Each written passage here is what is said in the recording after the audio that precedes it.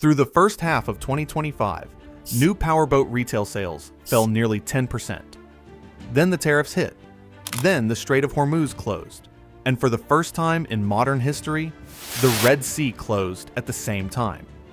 3 separate crises, but together, they are the most concentrated cost pressure the recreational boat industry has faced since the 2008 financial crisis. What happens next depends on how long they hold, but what triggered these 3 crises? In April 2025, the Trump administration imposed reciprocal tariffs on imports from most trading partners. Japan, where Yamaha manufactures its outboard motors in Fukuroi and Yatsushiro, initially faced a 25% tariff. Then, a US-Japan bilateral deal, signed on July 22, 2025, and implemented by executive order on September 4th, reduced the rate to a 15% flat cap on Japanese goods.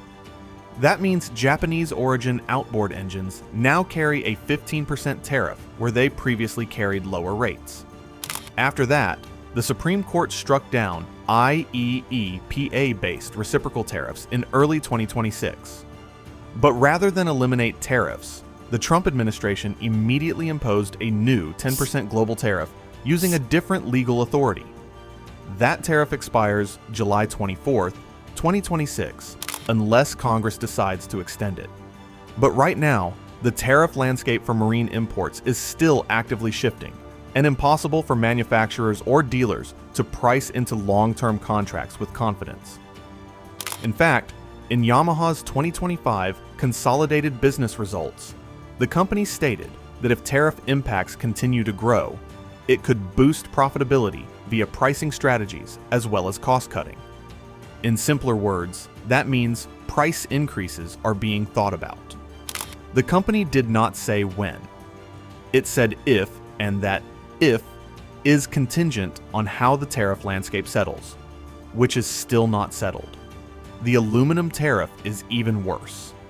Under Section 232, Japanese aluminum imports now carry a 50% tariff, the rate confirmed in the US-Japan framework. Then came Crisis 2. The second crisis is 2 weeks old and still escalating. On February 28, 2026, US and Israeli forces struck Iran in Operation Epic Fury, and within 48 hours, Iran had declared the Strait of Hormuz closed and began attacking ships attempting to transit. By March 4th, Maersk, Hapag-Lloyd, CMA, CGM, MSC, COSCO, and ONE, and every major container shipping operator in the world had suspended Mideast routes and bookings for Persian Gulf ports. According to shipping intelligence tracking, the strait was averaging more than 153 vessel transits per day before the conflict. By March 10th, tanker traffic had fallen an estimated 95 to 100%, with over 150 vessels stranded inside the Persian Gulf with no safe exit route. But on the same day the Iran strikes began, on February 28th, the Houthis resumed attacks on Red Sea shipping, reversing every gain made since the October 2025 ceasefire. So, for the first time in modern history, both of the Middle East's major maritime corridors are simultaneously disrupted. There is no modern precedent for both routes being disrupted simultaneously. Every ship that cannot use Hormuz and cannot use the Red Sea reroutes around the Cape of Good Hope, adding an extra 10 to 14 days to voyage times and 5 to 20% in freight surcharges. As of March 16th, Iranian commander Ali Abdullahi, commander of Iran's Qatalum and Alba central headquarters, confirmed the strait will remain a pressure point. The Strait of Hormuz does not just carry oil. It also carries aluminum, steel, LNG, petrochemicals, plastics feedstocks, and industrial raw materials. Confirmed by NBC News and CNBC, the Middle East accounts for approximately 9% of global primary aluminum smelting capacity. So, within days of the strait closing, Qatar's Qatalum announced a controlled production shutdown due to natural gas shortages. Bahrain's Alba declared force majeure on deliveries, and 2 of the region's largest aluminum producers defaulted on delivery contracts within the first week. Bloomberg also reported on March 9th that aluminum reached $3,544 per ton on the London Metal Exchange, the highest level since April 2022.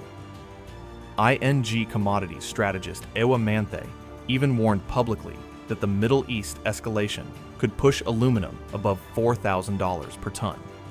The aluminum that Japanese outboard factories use to cast powerheads, housings, and lower units is priced on the LME, and that price has moved significantly in the 2 weeks since the strait closed.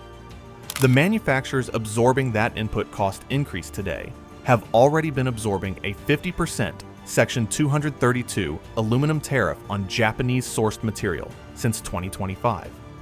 These are compounding pressures on the same cost input, arriving at the same time, in a market with no margin buffer left to absorb either of them cleanly.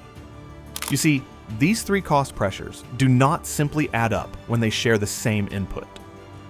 When the aluminum tariff raises the cost of a raw material, and a supply disruption raises the LME price of that same material at that same time to a 4-year high, and freight surcharges from two simultaneous maritime disruptions raise the cost of moving that material and the finished engines.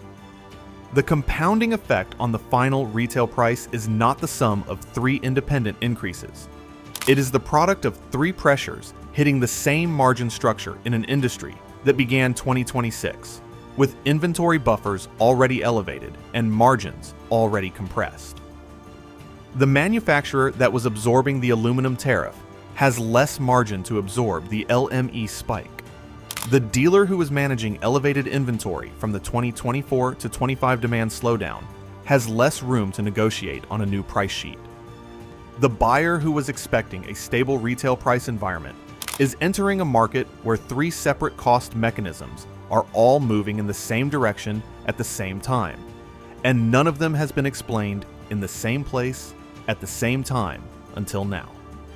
The prices at your marine dealer today were set before February 28th. That is how supply chains work. Based on J.P. Morgan Research's documented analysis of the Red Sea 2024 disruption, freight cost increases begin appearing in wholesale pricing within 4 to 8 weeks of the initial disruption. So commodity input cost increases, like the aluminum LME move already underway, typically require 6 to 12 weeks to travel from the commodity price to the manufacturer's cost structure to the dealer's wholesale invoice. The Hormuz disruption began on March 4th. That places the earliest retail price movement window in late April to early May for freight-related increases, and June to July for full commodity input cost transmission. But for the marine dealer selling you an outboard this week, he's likely selling from inventory purchased before this crisis. When it finishes, the reorder price reflects the new cost structure. The situation can de-escalate. The U.S. military has signaled it could begin escorting ships through Hormuz by the end of March. If the strait reopens on a 2 to 3 week timeline, the commodity spike may prove temporary, and retail price transmission may be partial. The Supreme Court's tariff ruling, on the other hand, creates legal uncertainty that could reduce the tariff layer if Congress does not act by July 24th. If disruptions resolve quickly, prices may not move significantly. If they persist, and both Hormuz and the tariff landscape remain unresolved through spring, the retail price transmission is structural. The buyer who waited will buy at the new price without warning. For buyers actively shopping, the inventory sitting on dealer floors today was priced before the three crises converged. That pricing window exists right now. A dealer with an engine in stock has an incentive to move it before new wholesale price sheets arrive. That is how supply chain economics operates in a disruption. The window is measured in weeks, not months. For owners planning a repower scheduled for summer is still in the window, where pre-disruption pricing may be available on current stock, while a repower delayed to fall is in the window where new wholesale pricing will have fully transmitted. Waiting now carries a cost that was not present 2 weeks ago. For dealers, The buyers entering this month do not know what you know about impending price pressure. Transparency about the supply chain situation is not a sales tactic. It is the information gap that determines whether buyers trust your pricing when the new sheets arrive. The dealers who explain it now are better positioned than those who explain it after the price has already moved. Ultimately, the increase will arrive labeled Manufacturer Price Adjustment. No mention of these three crises. But remember, the people setting that number know exactly what drove it. The people paying for it were never meant to know before they walked in. And the next price sheet will arrive the same way the last one did, without explanation.